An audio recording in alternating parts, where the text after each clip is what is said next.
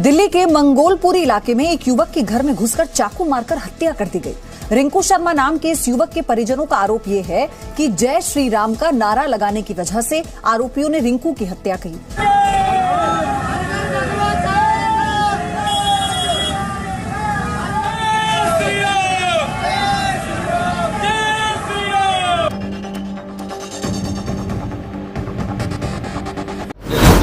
सबसे पहले तो ये बहुत ही दुखद घटना है कि एक जवान लड़के ने अपनी जान गंवा दी, उसका बेरहमी से कत्ल कर दिया गया। मेरी पूरी सहानुभूति रिंकू शर्मा के पूरे परिवार वालों के साथ है और जिस किसी ने भी इस तरह की घटना को अंजाम दिया है, जो कोई भी हो, उसके खिलाफ सख्त से सख्त कार्रवाई होनी चाहिए कानूनी, और उसको फास्ट ट्रैक कोर्ट में उसका केस डालकर उसको जल्दी से जल्दी सजा होनी चाहिए और सख्त सजा होनी चाहिए।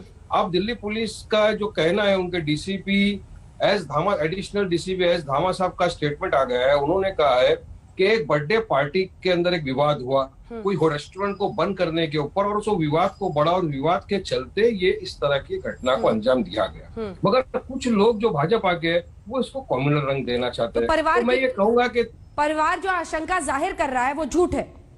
देखिए, हर चीज को कम्युनल रंग नहीं देना चाहिए। परिवार की जो शंका है उस पर दिल्ली पुलिस को कार्रवाई करनी चाहिए। लेकिन हम दिल्ली पुलिस की बात तो मानते हैं। अभी आपने किसान की रैली के अंदर देखा था अंजना जी कि एक किसान ट्रैक्टर से गिर गया, ट्रैक्टर पलटी हो गया, उसकी जान चली गई।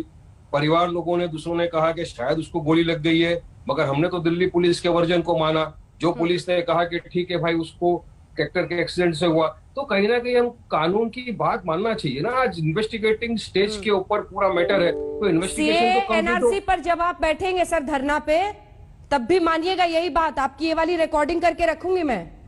अंजना जी, हर रिकॉर्डिंग करके रखिए। अखलाक, पहलू खान, दादरी, सबकी रिकॉर्डिंग आप जमा करके रखिए। सब चीज के ऊपर बात करेंगे जब आप उस रिकॉर्डिंग को चलाएंगे तो। और मैं तो ये कहता हूं, मैं कानून पर विश्वास रखने वाला इंसान हूं। मैं खुद एक वकील हूं और जो कानून का फैसला होगा सबके लिए, वही फैसला इस केस में भी होना चाहिए। सर, मंगोलपुरी वाला जो पूरा मामला है उसमें अब तक पुलिस की तरफ से क्या कुछ कार्रवाई? एक मिनट 10 फरवरी की देर शाम को मंगोलपुरी इलाके में कुछ लड़के एक रेस्तोरां में बर्थडे पार्टी मनाने के लिए पहुंचे थे।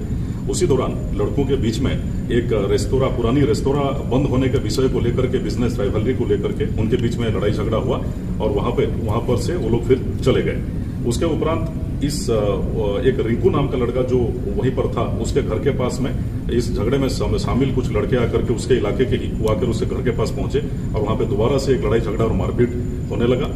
उस मारपीट के दौरान युवक रिंकू को चाकू से चोट लगी और दौरान इलाज उसकी मृत्यु हो गई। इस घटना पर पुलिस ने तुरंत एफआईआर दर्ज करके इससे संबंधित 4 आरोपियों को गिरफ्तार कर लिया है और इसमें आगे की तफ्तीश जारी है। सर, परिवार की तरफ से आरोप लगाया जा रहा है कि जय श्री राम का नारा बोलने पर हत्या की गई, इसमें कितनी सच्चाई है?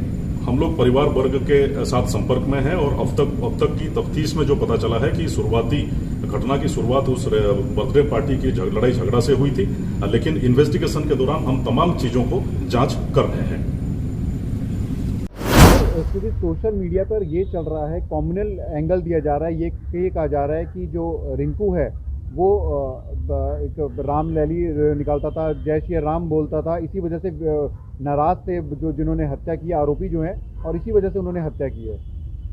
रिंकू जो है वो एक लैब टेक्नीशियन का काम करता था एक्शन बालाजी हॉस्पिटल में, और इस इंसिडेंट को लेकर जो भी कयास लगाए जा रहे हैं या जो भी बातें चल रही है वो सरासर गलत है, फैक्चुअली रॉन्ग है, उनमें कोई तथ्य नहीं है। तो इसका